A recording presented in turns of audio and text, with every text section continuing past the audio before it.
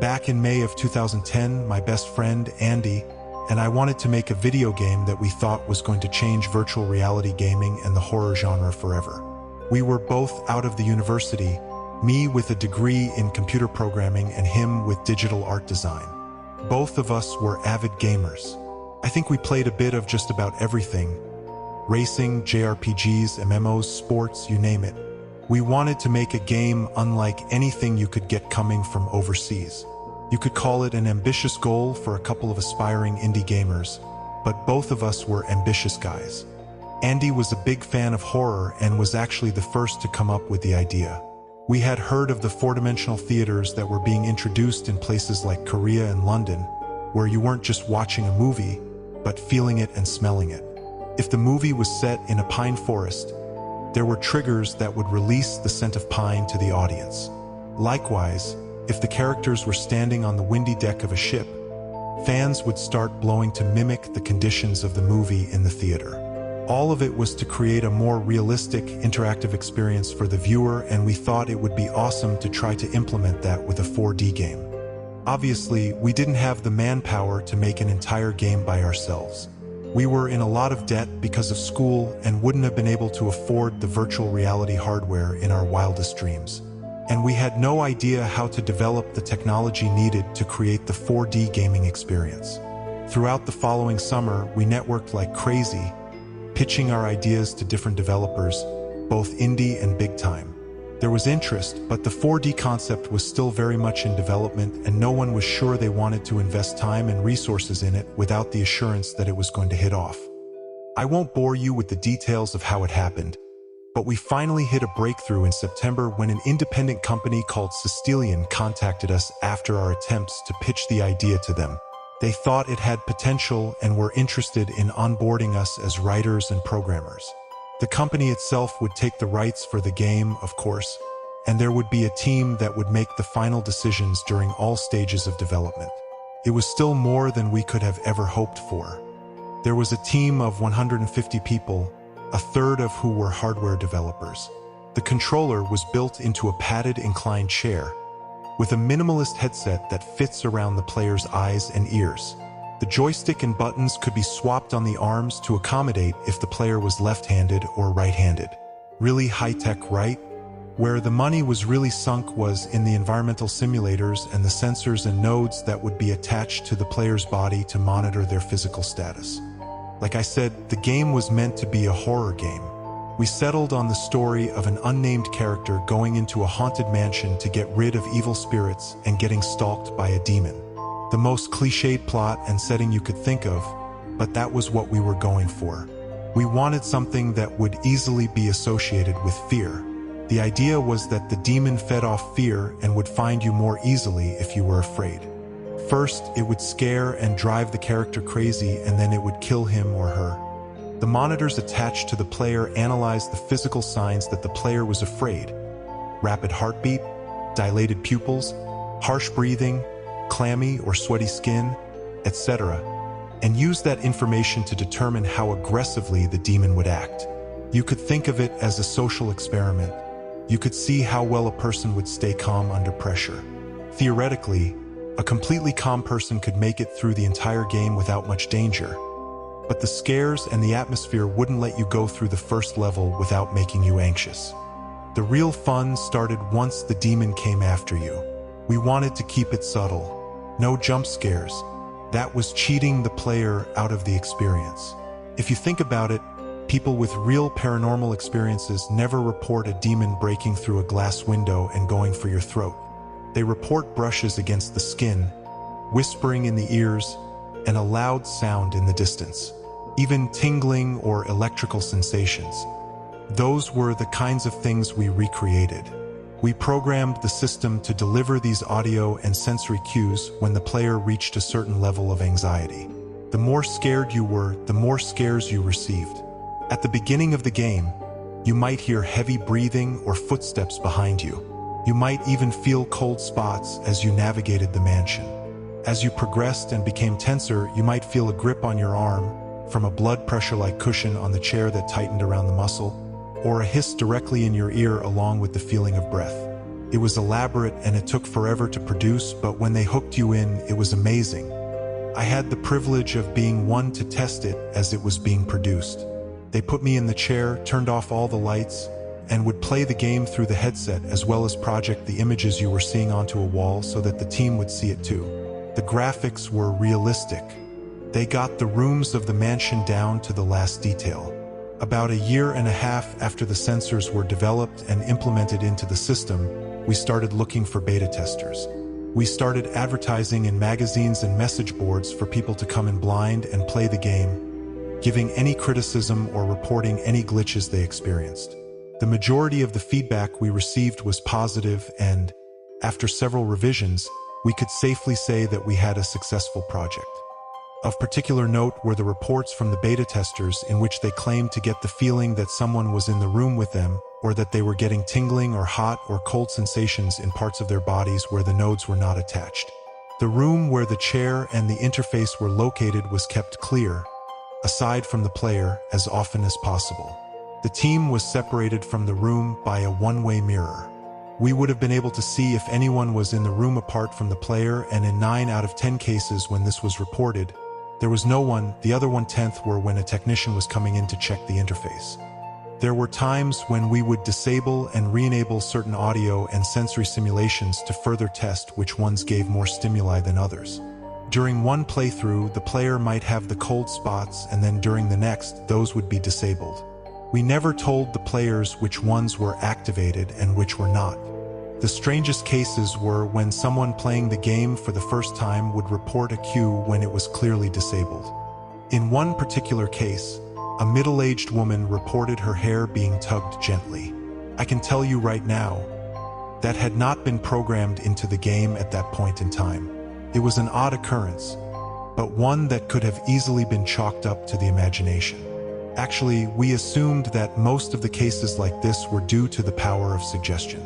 We just cautioned the rest of the beta testers not to talk about what they went through, so that the people coming in could get as authentic an experience as possible.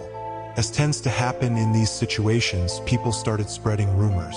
Some of my favorite rumors were the ones that made the Systelien staff out to be cultists who were secretly sacrificing the beta testers to the demon portrayed in the game. I have no idea how that one held up as long as it did, since there were absolutely no reports of injuries on or off-site, and every single one of the testers came out of the building alive. The internet and gossip do strange things to people, I guess.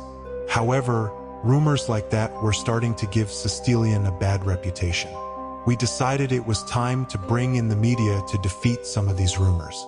We hadn't wanted to have reporters before for fear that other gaming companies would try to copy our methods, but now seemed like as good a time as any. We got several offers and wound up taking one from a popular gaming magazine. The reporting team came in and interviewed us about the games and the 4D techniques used. We used the opportunity to show them around the building and debunk the rumors about animal and human sacrifice. It was actually pretty funny. After the interview, the reporting team wanted to try out the game for themselves. They all had good things to say about it, and when the article was published, donations and other requests for interviews began streaming in. Andy and I said we should have let the media come in sooner for all the benefits we were getting. The more we searched Systelien's message boards, the more we started noticing threads crop up about people who claimed they were experiencing the things in the game after they had left Systelien and gone home. They were going through the same supernatural phenomena in their everyday lives as they had in the game. In every claim, they said that they would feel as though someone was getting very, very close to them, looking over their shoulders and breathing down their necks. I guess that was one thing about the demon in the game that we had neglected to mention. It had no sense of personal space. The reports eventually involved both minor and violent poltergeist activity, and people would be going through this for days afterward. The reports helped to spread the word even more, but it didn't help the persisting rumors that the testers were being possessed. The most popular thread where the reports were being archived, affectionately called the demon causing these incidences, the Systelien demon or the Systelien Specter. I liked the Systelien Specter better. Then came the day when a young man, only 17 years old, we'll call him John, claimed that he wanted to file a lawsuit against us as he had been scratched during his time playing the game. As I remember it, John had been doing fine up until he had reached the basement of the mansion and then had screamed for us to let him out. The only evidence of the scratches was a set of pictures taken after he had exited the building. The scratches shown on the pictures were deep and red, clearly not something that had been dealt by a human. Maybe by a machine, but an inspection of the chair revealed no sharp parts sticking out. The lawsuit was eventually dropped since there was no way to prove he hadn't scratched himself prior to coming in. It's not like we do a full body examination before sitting our testers down into the chair. It was at this point we decided to stop bringing in random beta testers and test the game ourselves for the last stages of development. I was one of the first to be strapped in. They had added so much stuff to the gameplay and so many more cues that I barely recognized it from the first time I had played. I remember going down the foyer staircase after exploring a series of darkened hallways lit by old Victorian-era lamps, feeling my palms sweat and the hairs on the back of my neck standing on end. The wind outside the mansion had been howling for the last half hour, and it sounded like someone was whistling a funeral march. I paused on the stairs to look at the windows, searching for any weird textures needing to be fixed, when I felt a tingling along my spine on my upper back, like someone was pressing his or her chest against my back. It wasn't just in the game. I could feel the press in reality. I reached up and felt only the chair. The thing that really set me off, though, was the voice that spoke my name in my ear. It was whispered and very clear, no mistaking it for the wind. I spun the camera around, though I knew there would be nothing to see. The demon had always been invisible. Now I knew why some of our testers had joked about feeling violated while playing. I just assumed Andy had played a joke on me, but he swore up and down that he didn't put any coding in the game for the demon to say the player's name. That would have been my department, not his. He just designed skins. Still, I remained convinced that someone was just having fun with me. There wasn't even a place to input your name. Someone must have pre-recorded it. I played through the rest of the area and then headed home to file my report. It was another late night. I had been pulling the late shift for a couple of weeks as our deadline was drawing closer. We had been having decent weather until about 2 a.m., when the wind picked up and the rain was coming down in buckets. Andy and I had come from the Midwest and were used to bipolar weather. I just worked on and paid it no mind, until the power went out anyway. I grabbed my flashlight, feeling all the anxiety from my time in the game returning. This was a different story though, and I knew that. My house wasn't haunted and I had never believed in ghosts for my entire life. My brain said it was ridiculous, but my pounding heart told a different story. I couldn't help but feel every draft and hear every creak of the floorboards as I went down to the generator, which, of course, was in the cellar. The wooden steps lead me down into the darkness, and I have to admit that, by the time I reached the concrete, I was considering just going back upstairs and burrowing myself into my bed. I forced myself to cross the floor to the generator and turn it on. Immediately, the backup lights flickered on, casting a red hue over the dusty shelves and rusty tools on the workbench. So now I got to be in hell too. The way back wasn't nearly as bad as the way down, and I reminded myself that everything I had experienced in the game had been just that, in the game. There was nothing to worry about. The demon, the Systelien Specter, or whatever, was an enemy made out of ones and zeros. Couldn't do anything to me. I was halfway up the stairs, about at the same point I had been in the game when I had heard my name, actually, when I distinctly felt someone tightly grab my wrists, as in squeezing like my wrists were being juiced tight. I screamed and dropped the flashlight, which went off on impact. There was no one there, but I still slapped at where I imagined the hand had come from and clambered up the stairs. I didn't stop until I was out the front door and in my driveway, getting drenched and not caring. I whipped out my cell phone and punched in Andy's number. He said he knew how I felt. During his test playthrough, he had accidentally backed his character into a fire since he had been so busy keeping an eye on the rest of the room. We had all laughed at the mistake, but he hadn't mentioned the fact that after we had taken him out of the game, he had felt a burning in his lower calf. Later, when he looked at his leg after getting home, he discovered he had a first-degree burn. right where his character had touched the fire. I drove to his house and looked at his leg myself. He had already spread ointment on the area and bandaged it up, but when he pulled it back, I was staring at a red and swollen burn scar. Out of morbid curiosity, I called the other members of our team who had tested the game that day. It was the same story all around. In the game, Jill had stood in front of a window that had shattered, and then cut her hands while picking up the jagged pieces of a ceramic vase that had suddenly fallen to the floor. Matthew's character had been crushed by a falling bookshelf, and then, when he had been getting into his car, his door had closed when he wasn't ready and 3 fingers had been broken. I looked at my wrists again, where dark, purplish bruises were forming. These couldn't be coincidences anymore. I didn't know what was going on, but it wasn't just a game anymore. The next day was a holiday, so everyone at Systelien was off. I invited anyone willing to go back to the game room to try and play through the game one more time. Andy and I had gone through the possibilities. The point of the entire game had been for the character to go into the mansion to exorcise the demon. They could do it by collected special candles and then lighting them in a circle in the attic of the mansion. After some other steps were done, the demons would be forced out of the house and everything would go back to normal. It had been a crazy night, and at any other time, I thought we would have been crazy for discussing these things. We thought that maybe by completing the game and, by extension, the ritual, we could stop whatever the hell was going on. After all, no one, to this day, had ever finished the game from beginning to end. The game was as complete as it was ever going to be. Andy volunteered to play, for which I was grateful. Maybe it was cowardly, but I didn't want to be the one to go in. The room was frigidly cold as we attached the nodes. We threw a blanket over Andy to make sure he didn't freeze. The rest of us, 5 in total, not including Matthew, who had gone to the hospital to treat his hand, gathered behind the one-way glass to watch. It was eerie watching his progress through the game.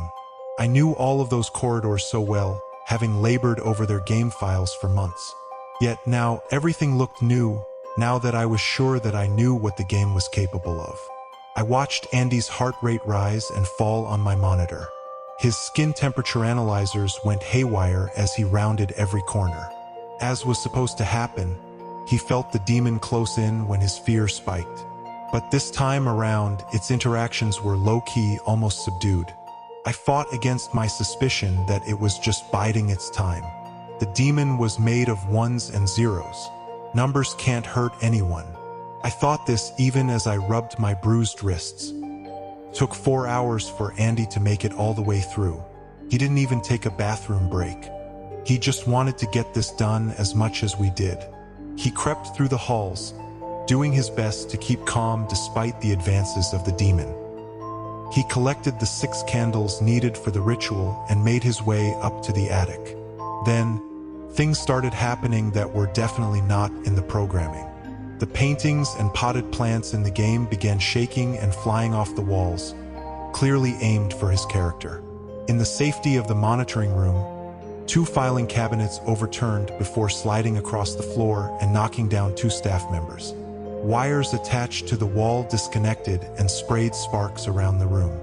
Grabbing a fire extinguisher, I prepared to extinguish any flames that cropped up. Andy had placed the candles on the floor of the attic and was using an old lighter to light them.